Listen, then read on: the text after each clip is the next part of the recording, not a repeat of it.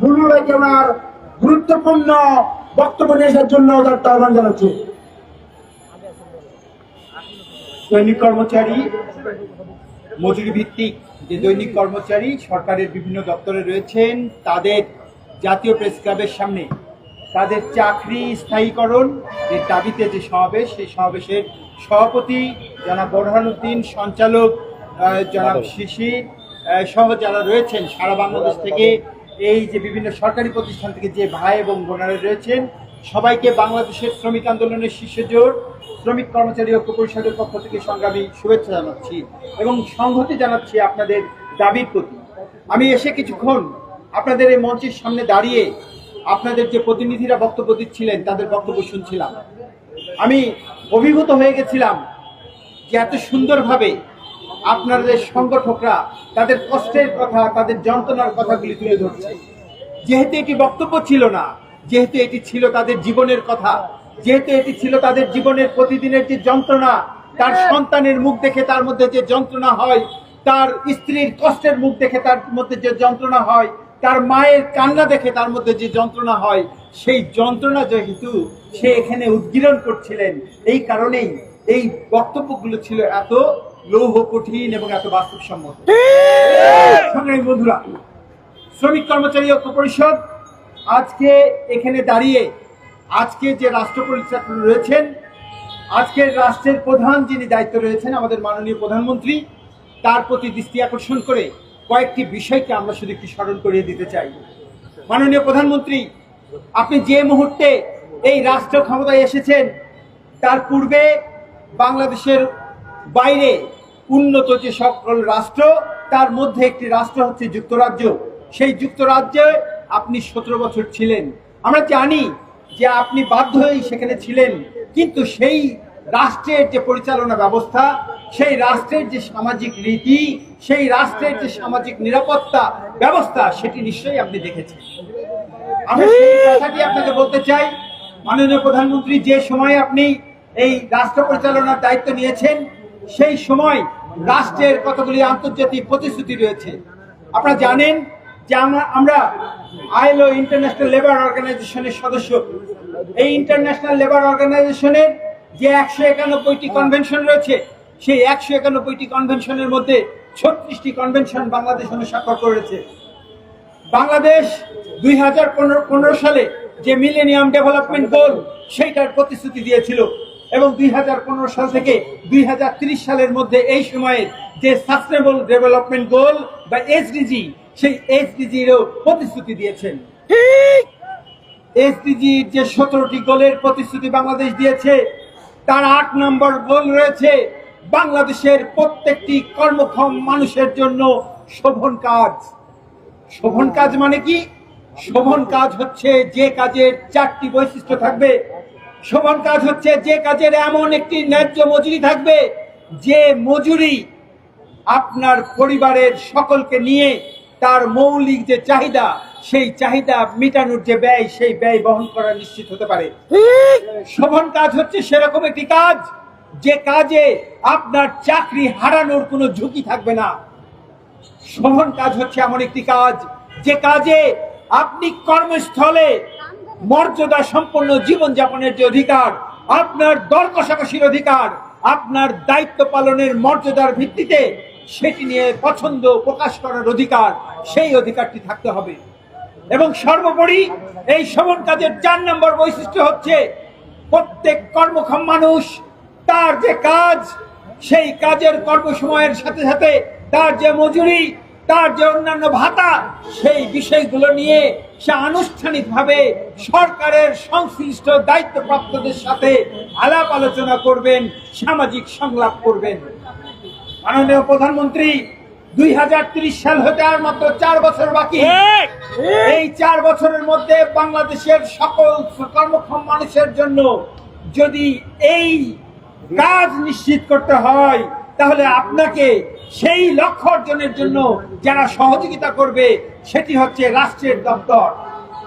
মাননীয় প্রধানমন্ত্রী, আপনি নিশ্চয়ই ইতিমধ্যে দেখছেন যে 2015 সাল থেকে 2026 সাল পর্যন্ত এই 11 বছর যারা রাষ্ট্রের বিভিন্ন প্রতিষ্ঠানকে দুর্নীতির আঁকড়া বাড়ানোর বিভিন্ন বিগত সরকার, সেই সরকারের যে প্রক্রিয়া, সেই প্রক্রিয়ার অংশ ছিল আমলাতন্ত্র।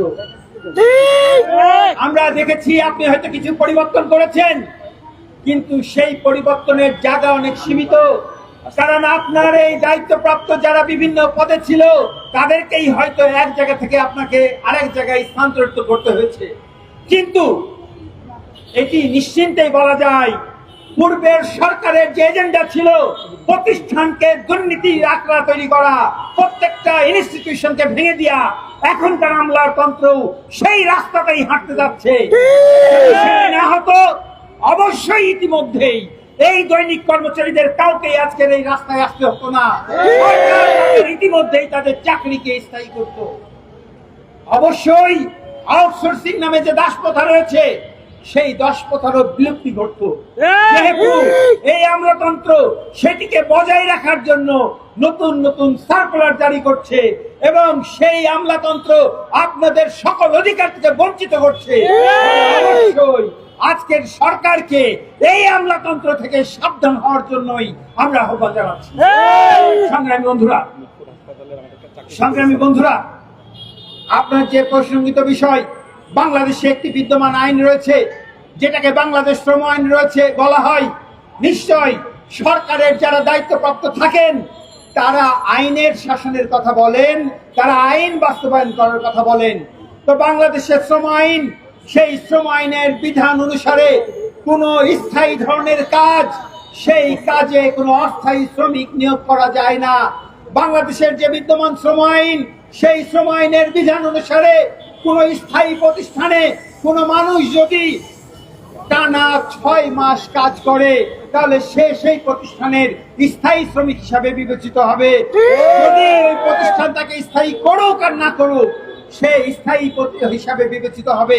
এটি যদি বাংলাদেশের বিদ্যমান শ্রম আইনের বিধান হয়, এই বিধান যদি আন্তর্জাতিক স্বীকৃতিপ্রাপ্ত বিধান হয়, তাহলে আমরা প্রশ্ন করতে চাই, বাংলাদেশের রাষ্ট্র কিভাবে বাংলাদেশের আইন সেটিকে লঙ্ঘন করে বাংলাদেশের রাষ্ট্রীয় প্রতিষ্ঠানের এই লক্ষ লক্ষ যারা কর্মচারী, তাদেরকে এইভাবে অস্থায়ীভাবে মাসের পর মাস, বছরের পর বছর কাজ করাতে পারে।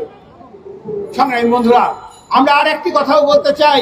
খুব আশ্চর্যের সাথে লক্ষ্য করলাম, আপনারা যে সত্য কথাটি লিখেছেন যে আপনারা 30 দিন কাজ করেন, আপনাদের বেতন দেওয়া হয় 22 দিন। এটি হচ্ছে শুধু বাংলাদেশের আইন লঙ্ঘন নয়, জাতীয় এবং আন্তর্জাতিক পর্যায়ে যা যা নিয়ম নীতি রয়েছে, এই প্রত্যেকটি লঙ্ঘনই হচ্ছে এই প্রথা যদি এটি বাস্তবায়িত হয়। অবশ্যই বাংলাদেশের বিচার ব্যবস্থার যারা বিচারপতি রয়েছেন, আমরা আপনাদেরও দৃষ্টি আকর্ষণ করতে চাই, এরকম একটি অমানবিক বিষয় বাস্তবায়ন করতে পারে কিভাবে আপনাদের মানবিক দৃষ্টি আমরা চাই। সংগ্রামী বন্ধুরা, আপনারা জানেন আমার যে শ্রম আইন রয়েছে, সেই শ্রম আইনের আমার বিধান কি? আপনি 26 দিন কাজ করবেন, 26 দিন কাজ করার জন্য আপনি 30 দিন বেতন পাবেন। বাংলাদেশ আইএলও কনভেনশন স্বাক্ষর করেছে, সেই কনভেনশনের বিধান কি রয়েছে? একজন মানুষের সর্বোচ্চ দৈনিক শ্রম ঘন্টা হচ্ছে 8 ঘন্টা, যেটি সপ্তাহে 48 ঘন্টা, এবং সর্বোচ্চ যদি আপনার সেখানে ওভারটাইম করতে হয় তাহলে সেটি 60 ঘন্টার বেশি হবে না। এবং এই শ্রম আইনের বাধ্যতামূলক বিধান হচ্ছে প্রত্যেক শ্রমিককে যিনি 48 ঘন্টা সপ্তাহে কাজ করেছেন, তাকে সপ্তাহ শেষে একদিনের ছুটি দিতে হবে। এবং যদি ওই সাপ্তাহিক ছুটির দিনে কাজ করা হয়, তাহলে পরের দিনের ওই সাপ্তাহিক ছুটির দিনের দ্বিগুণ হারে মজুরি দিতে হবে এবং অতিরিক্ত একদিনের ছুটি দিতে হবে। অর্থাৎ ছুটি হচ্ছে আপনার অধিকার। কেন অধিকার? আপনি কাজ করতে এসেছেন বাঁচার জন্য, আর আপনার সুস্থ থাকতে হলে আপনার শরীরের প্রধান শর্ত হচ্ছে আপনার বিশ্রাম প্রয়োজন হবে। তাহলে নিশ্চয়ই রাষ্ট্র আমাদেরকে যে চাকরির বিধান করেছে, অর্থাৎ আমার 30 দিন চাকরি করে আমার 22 দিন যদি মজুরি দেয়, অর্থাৎ সে 8-4-12 দিনের মজুরি এই আমলারা চুরি করছে। বলতে চাই এরা নিশ্চয়, কারণ আইনের বাইরে তারা দেখাতে পারে না যে 30 দিন কাজ করিয়ে তারা 22 দিনের মজুরি দিচ্ছে, কারণ আইনে রয়েছে 30 দিন 26 দিন কাজ করিয়ে 30 দিনের মজুরি দিতে হবে। তাহলে 26 দিন কাজ করিয়ে 30 দিনের মজুরি দিলে ওখানে আমার 4 দিন বেশি কাজ, এবং আমার এখন যে 30 দিন কাজ করানো হচ্ছে 22 দিনের মজুরি দেওয়া হচ্ছে, 8 দিন আমাকে বেশি পরিশ্রম করানো হচ্ছে। তারপরে এই 8 এবং 4 এই 12 দিনের মজুরি কার পকেটে যাচ্ছে সেটা আমাদেরকে প্রশ্ন তুলতে হবে। সংগ্রামী বন্ধুরা, এর পাশাপাশি যেহেতু আমাদের প্রথম দাবি হচ্ছে শ্রম আইনের বাস্তবায়ন করতে হবে, আমাদের প্রধান দাবি হচ্ছে 6 মাসের বেশি আমাদের যাদের চাকরির মেয়াদ হয়েছে তারা অবশ্যই দৈনিক ভিত্তিক মজুরি নয়, তারা অবশ্যই দৈনিক ভিত্তিক কর্মচারী নয়, তারা রাষ্ট্রের স্থায়ী কর্মচারী। কারণ রাষ্ট্রের ভবনগুলো অস্থায়ী কাজের ভবন না, এখানে 6 মাস কাজ হয়, 6 মাস তালাবদ্ধ থাকে না।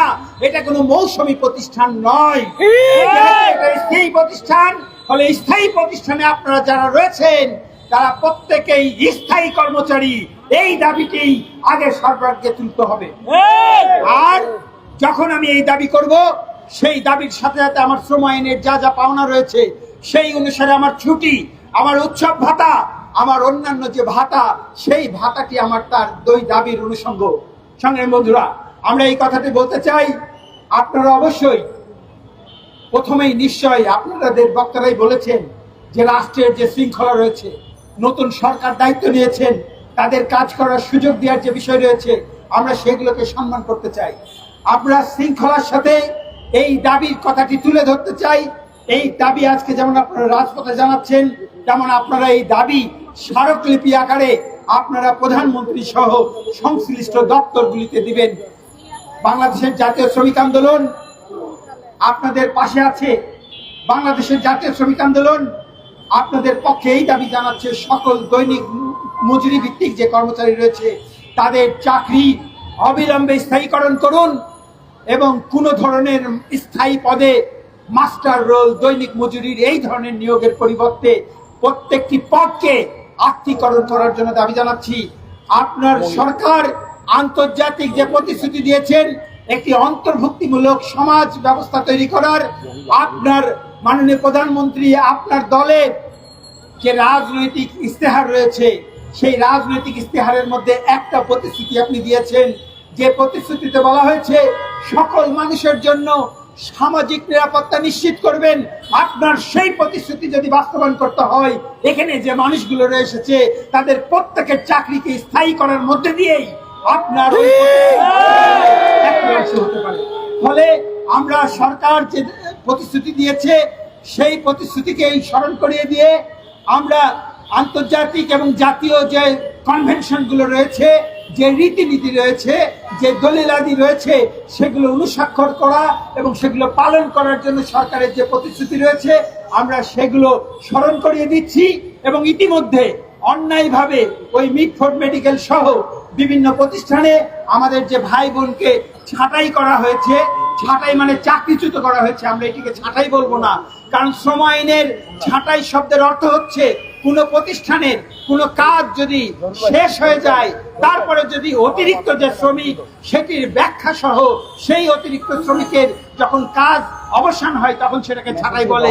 নিশ্চয়ই আমরা বলতে পারি যে মিটফোর্ড মেডিকেলের রোগীর সংখ্যা কমে নাই, নিশ্চয়ই আমরা বলতে পারি মিটফোর্ড মেডিকেলে যে রোগীরা আসছে তার জন্য সেবা দেওয়ার যে লোক সেটা অতিরিক্ত হয়ে যায় নাই। ফলে ওখানকার যে শ্রমিকদেরকে কাজ থেকে অব্যাহতি দিয়েছেন সেটি ছাঁটাই নয়,